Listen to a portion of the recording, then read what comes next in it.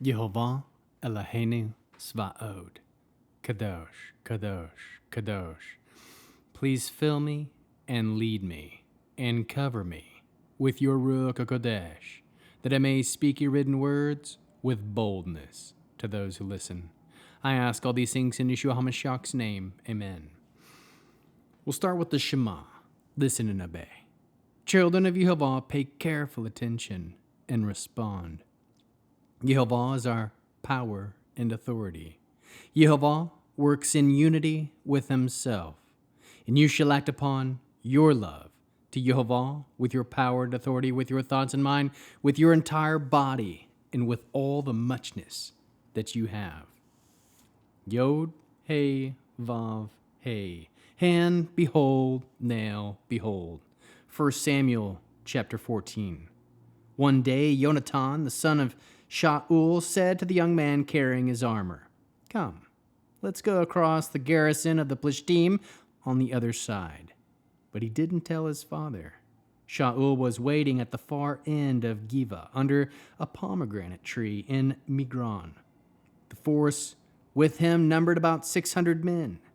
Achiah, the son of Achituv, Achavad's brother, the son of Pinchas, the son of Eli, the Kohen of Yehovah in Shiloh, was carrying a ritual vest. No one knew that Yonatan had gone. Between the passes by which Yonatan was trying to cross to the garrison of the Philistine, there was a rocky spur on one side and another rocky spur on the other side. The name of the one was Botzetz, and on the other, Sini. The one spur rose up on the north in front of Mikmas, and the other on the south in front of Geba. Yonatan said to his armor-bearer, "Come on, let's go across to the garrison of these uncircumcised people. Maybe Yehovah will do something for us, since Yehovah can rescue with a few people as easily as with many." His armor-bearer replied, "Do everything you think you should. I'm with you whatever you decide." Yonatan said, "Here, we'll cross over to these men and let them know we're there. If they say, 'Wait till we come to you,' we'll stand still where we are and not go up to them. But if they say, 'Come up to us,' we'll go on up, and that will be the sign that Yehovah has given us victory over them." So both of them let their presence be known to the garrison of the Philistine, and the Philistine said, "Look, some Hebrews coming out of the holes that they've been hiding in." Then the men of the garrison said to Yonatan and his armor-bearer, "Come up to us. We want to show you something." Yonatan told his armor-bearer, "Come on up after me, for Yehovah has handed them over to Israel."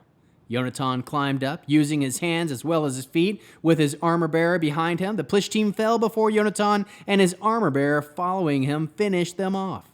That first slaughter, about 20 men, was accomplished by Yonatan and his armor-bearer in a space only half as long as one side of the area a pair of oxen could plow in a day, about 200 yards. There was panic in the field camp among the Philistine. Likewise, the garrison and the raiding party panicked. Besides all this, there was an earthquake. Thus it grew into panic caused by God. Shaul's men on watch in Givat Benjamin could see the enemy's camp scattering and running in all directions. Shaul ordered the forces with him to call on the roll and see who was missing. So they called the roll and found that Yonatan and his armor-bearer were not present. Shaul told Achiah, "Bring the ark of God here." For at that time the ark of God was with the people of Israel. But while Shaul was talking to the Kohen, the uproar in the camp of the Philistine continued and kept growing louder. Shaul said to the Kohen, "Put your hand down." Shaul and the entire force with him assembled and went to battle, but they found the Philistine all fighting each other in utter confusion. The Hebrews from the surrounding countryside, who had previously been with the Philistine, had gone up with them in the camp, deserted, and went over to the Israel and with Shaul and Yonatan. Likewise, on hearing that the Philistine were fleeing, all the men of Israel who had hidden themselves in the hills of Ephraim pursued them in battle. So Yehovah saved Israel that day, and the battle spread as far as Beet Aven. Israel's soldiers had been driven to exhaustion that day. But Shaul issued this warning to the people: "A curse on any man who eats any food until evening, when I will have finished taking vengeance on my enemies." So none of his people even tasted food. Now the people came to a forest where there was a honeycomb in the ground. When the people had entered the forest, they saw there was a honeycomb with honey dripping out. But no one put his hand to his mouth, because the people feared the oath. But Jonathan hadn't heard his father charging the people with the oath. So he put out the end of his staff in his hand and dipped it in the honeycomb and raised it to his mouth, whereupon his eyes lit up. But one of the other people said in response, "Your father strictly charged the people with an oath, a curse on any man who eats any food today, even though the people are fainting with hunger." Jonathan answered, "My father has brought trouble to the land. Just look how my eyes have lit up because I have tasted a little of this honey. How much greater would the slaughter of the Philistine have been today than if the people have eaten freely of the spoil they have found with their enemies."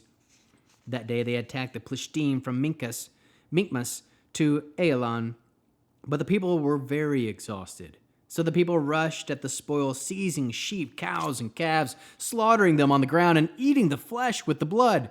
Shaul was told, "Look how the people are sinning against Jehovah, eating the blood."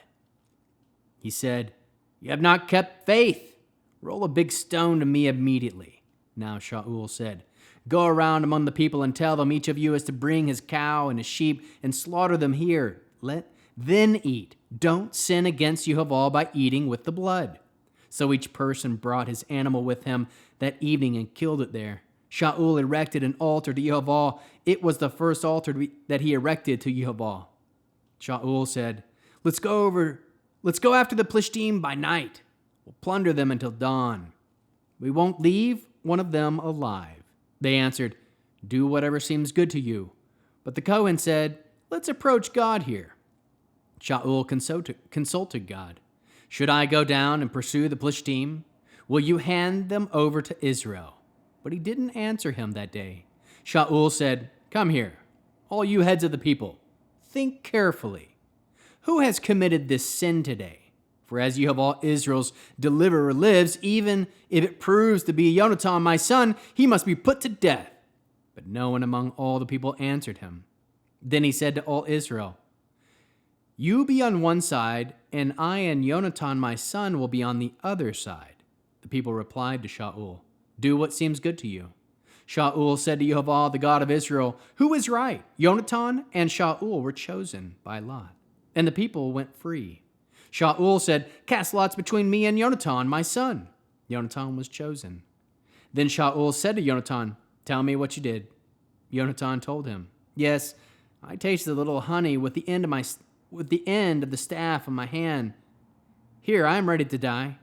Shaul said, "May God do the same to me and more also, if you are not put to death, Jonathan." But the people said to Shaul, "Must Jonathan die, who has accomplished this great deliverance in Israel? Heaven forbid. As Jehovah lives, not one hair of his head will fall to the ground, because he worked with God today." In this way, the people rescued Jonathan, so that he didn't die. Then Shaul stopped pursuing the Philistine, and the Philistine returned to their own territory. So Shaul took over the rulership of Israel. He fought against all his enemies on every side, against Moab and the people of Ammon, Edom, and the kings of Zobah and the Philistine. No matter which way he turned, he defeated them. He demonstrated his strength by attacking Amalek, and he saved Israel from the power of those who were plundering them.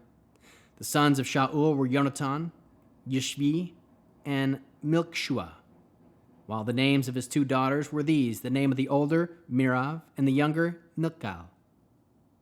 Shaul's wife was named Achinoam, and the daughter, Achimaaz. The commander of his army was named Avner, the son of Ner, Shaul's uncle. Kish was the father of Shaul, and Ner, the father of Abner, was the son of Abiel. As long as Shaul lived, there was bitter war against the Philistine. Wherever Shaul saw any strong or courageous man, he recruited him to his service.